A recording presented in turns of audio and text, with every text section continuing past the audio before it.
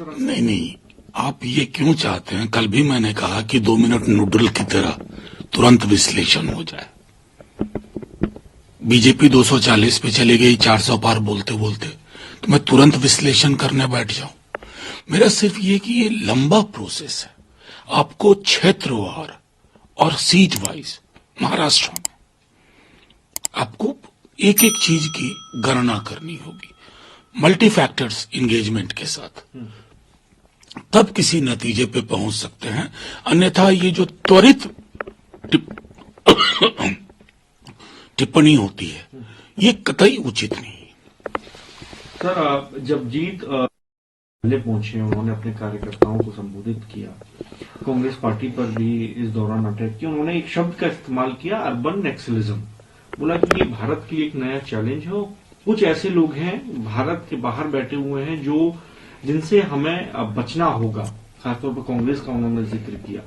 उन्होंने जिक्र किया वक्फ बोर्ड का कि संविधान के अंदर इसकी कोई जगह नहीं है। 2014 से पहले इतनी सारी जमीनें बोर्ड को दे दी गई, परिवारवाद को डिफीट कर दिया है।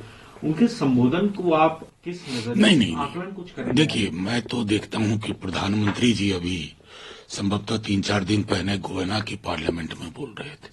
कितनी बढ़िया बढ़िया बातें, कितनी बढ़िया बढ़िया बातें, जोड़ के चलने की, सबको साथ लेके चलने की।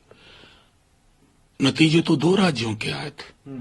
एक जगह आपकी लैंडस्लाइड विक्ट्री हुई, एक आपकी जगह आपकी लैंडस्लाइड हार हुई।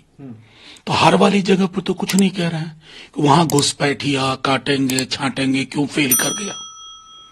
और यहां अर्बन नक्सलिज्म को लेकर के तो हमने सवाल भी पूछा था पार्लियामेंट में, कोई परिभाषा ही नहीं। मतलब आपके हिसाब से सैनिटेशन वर्कर की बात करना urban Naxalism, human right violation की बात करना अर्बन नक्सलिज्म। मतलब ये एक संकीर्ण दायरे की सोच है। आप देश के प्रधानमंत्री हैं, आपको सबको साथ लेके चलना है। ऐसा तो नहीं है ना, मैं बार बार कहता हूं कि विपक्ष का अलग से कोई प्रधानमंत्री है। आप हमारे प्रधानमंत्री हैं, कहां करूं शिकायत? तो एक वो दर्शन होना चाहिए, उसके हिसाब से बातें होनी चाहिए।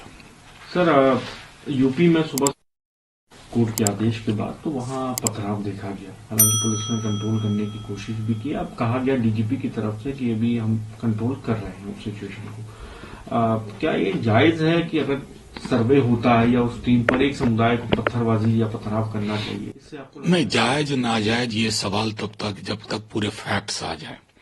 अभी मैंने उपचुनाव के दौरान यूपी पुलिस का चेहरा देखा, पूरी दुनिया ने देखा, सिर्फ मैंने नहीं, क्योंकि ये छवियां सरहद के पार भी जाती कि आप रिवॉल्वर ताने लोगों को धमकी दे रहे हैं। तो उस पुलिस का की अद्यतन स्थिति क्या है हम सब जानते हैं। बहरहाल फिर भी पूरी कोशिश होनी चाहिए कि शांति बरकरार रहे किसी भी कीमत पर, चाहे रूलिंग पार्टी हो या अपोजिशन हो। लेकिन यूपी पुलिस की मिरर इमेज अच्छी नहीं है। सर, एक आखिरी सवाल, कौन मुख्यमंत्री होगा नहीं होगा, कांग्रेस अपने लेवल पे बैठकें कर रही है। आप लोग क्योंकि 4 जीते हैं तो जाहिर सी बात है कि आप लोग कोई मिनिस्ट्री चाहेंगे या कोई पोर्टफोलियो चाहेंगे पार्टी के अंदर या सरकार के अंदर। अब क्या आप लोगों ने तय किया है इसको लेकर, अगर रोशनी डाल पाए? नहीं, क्या रोशनी डालूं? हमारे विधायक दल, हमारे शीर्ष नेतृत्व और महागठबंधन विधायक दल की बैठक हो, उससे पहले मैं टिप्पणी कर दूं, ये उचित नहीं है। रही बात हेमंत जी, ये तो फोरगॉन कंक्लूजन है। पूरे महागठबंधन ने उनके नेतृत्व में ही चुनाव लड़ा। तेजस्वी जी बार बार कहते थे वापसी होगी, हेमंत जी की सरकार की वापसी होगी, तो उसमें कोई संशय नहीं।